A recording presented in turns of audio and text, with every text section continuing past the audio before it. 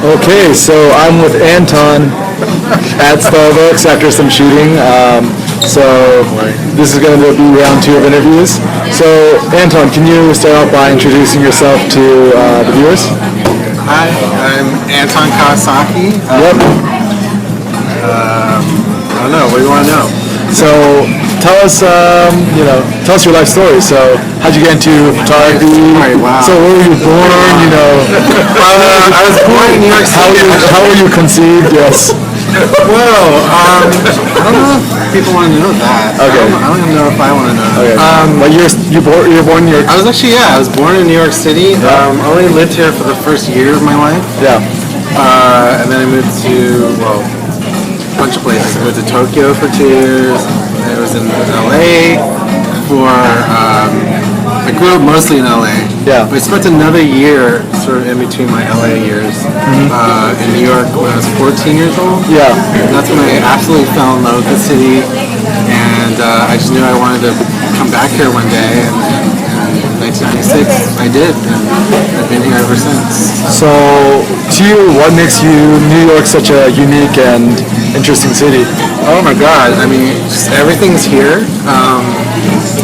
The people, the culture, most of the people. Like, I just, especially now that I've become a photographer known for taking street portraits of New York life. It's just made me love the characters of the city even more. Okay. And you're also one of the members of the mobile photo group. Yeah. So, you have, how do I say? So, with the mobile photo group, you guys have been really trying to promote photography. But, mobile photography, shooting with iPhones or Androids, whatever, kind of gets a bad rep from Instagram. A bad rap from Instagram? Yes, so you've written an article about Instagram, whether it's defining and therefore ruining mobile photography. So could you expand a little bit about that? It's a bit of a controversial article, but basically when people first started shooting with iPhones or just mobile devices in general, it was something very exciting and new, and there's controversy whether it was really legitimate photography or not, and that's fine. I understand that argument, but then Instagram came along, and that was really exciting. Everyone got on board, and it just exploded and got everyone very interested. And I personally love the app. It is great. I exclusively used Instagram for about a year and a half. Yes. To promote my photos. And I met so many amazing people, and it just, I don't know. However, ever since the popularity of Instagram, especially after it got onto Android, and then when Facebook bought it, it just exploded even more. And it got so popular that basically people couldn't talk about mobile photography without bringing up Instagram. Yes. It was almost defining the genre. Yes.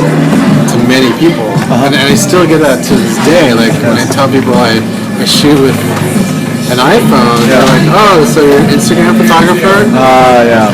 And that drives me nuts because I don't shoot with Instagram. I mean, I know people do that, and I know people use their filters and whatever, and that's fine. I have no problem with that, but I just use it as a platform to share my photos, and that's it. It's just like traditional photographers might use Flickr to share their photos. Yes. You don't call someone a Flickr photographer, and yet so many people are defining themselves as Instagram photographers, and I just, that's not me. So more than that. I think a lot of the way people, Photography is more than Instagram. yeah, I think the way a lot of people define and perceive Instagram is because, sometimes there's a lot of limitations, right? Like you can't create sets, natively they have all the filters built in, so it kind of encourages you to use it. What are some ways you would maybe perhaps change Instagram, or a functionality you would add or remove to kind of make it a better platform for photographers? There are some new apps that are coming. Both Sian and I are both been getting emails. I'm sure lots of people have been getting them for these new apps that are coming to rival Instagram, and we'll have all these new features, Yes. sort of stuff like you say, and like that's all fine. I don't know if Instagram really needs that much improvement. Yes. Sure, there's stuff I wish it could do, but in the end, like that's not. Sorry, I got disconnected. Continue. Train of thought. I don't know what to say. Yeah. So you're talking about different apps and stuff like that. And Instagram, like I don't really have much of a problem with Instagram itself. Like, Yes. It could have some improvements, but what I'm most bothered by is how people sort of have reacted to Instagram, and how they sort of made it so that you can't talk about mobile photography without talking about Instagram. And mobile photography is more than just Instagram. That's just a sharing platform. It's popular now. Yes. Although I'm starting to see people using it less. Yes. It could be a platform that no one really cares about soon. There might be something new that takes over from it. So for people to be so like, defining mobile photography with one single app to me is crazy. So Even though I like the app. yeah. So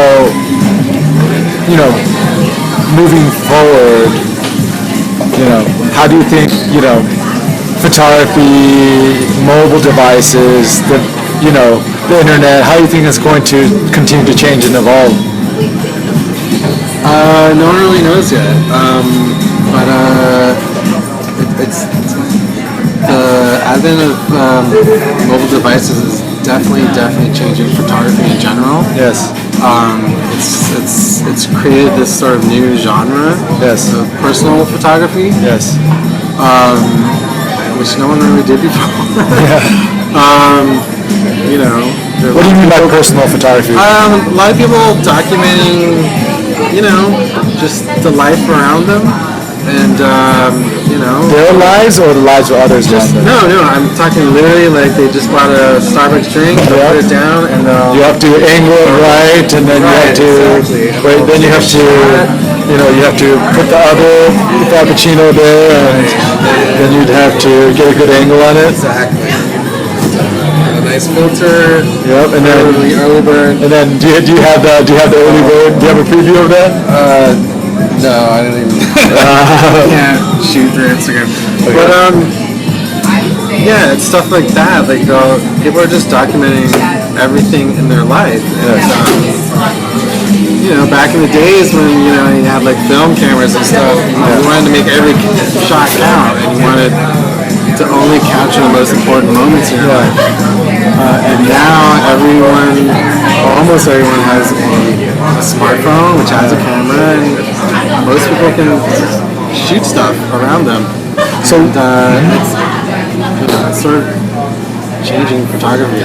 So why do you think people take photos of their shoes, their cats, their Starbucks? Just to share. I mean, they just want to,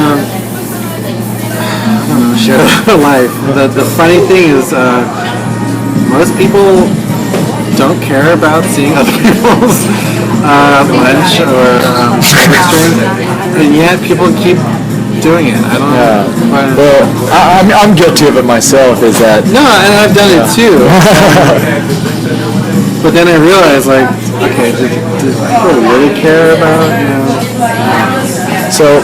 It's just an impulse, and I totally understand it. And like I said, I do it. Everyone does it. It's just something very natural, and people want to share. But is that photography? Maybe that's the question that you have to ask. And when it comes to your work, so something interesting you told me is that you're actually into doing comic books for about 12 years, I believe. I was in the comic book industry for over 12 years. And I also grew up around the film industry a lot. Growing up in LA, and my dad and my sister in the film industry. My ex was a big-time producer. So I've just film and comics have always been a part of my life. Yes. And they're both very visual mediums. Yes. And so I think even though I've never really had a training in photography per se, I feel like I've brought the lessons I've learned in those other mediums to photography. Got cut out again. Continuing. So basically, I've always tried to use those influences in my photography and concentrate more on storytelling and try to make a picture actually say something, or at least evoke an emotion or a feeling. So what kind of advice do you give to people in order to tell better stories or evoking emotions through photographs? Well, basically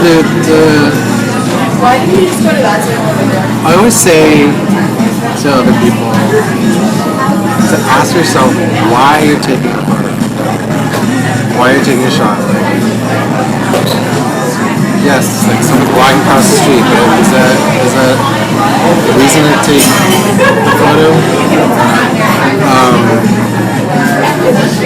If you ask yourself why and what you're trying to say, or what you're trying to convey to someone else, if you can't answer that question for yourself, then there might not be a point in taking the photo. And if you were to start photography again, what are some mistakes you think you've made that you would tell your past self or other people starting off, to try to avoid or try to focus on certain things? Definitely focus on backgrounds. Like that's something I didn't do in the beginning. Like, I was very focused on the characters and the subjects that I was taking photos of, and I wanted to make sure like I get them in the right moments, completely ignoring their surroundings. And that's really important because if you have like a really cool moment, but there's something in the background that's like really distracting or drawing people's attention, that can totally ruin the image and make a great moment worthless.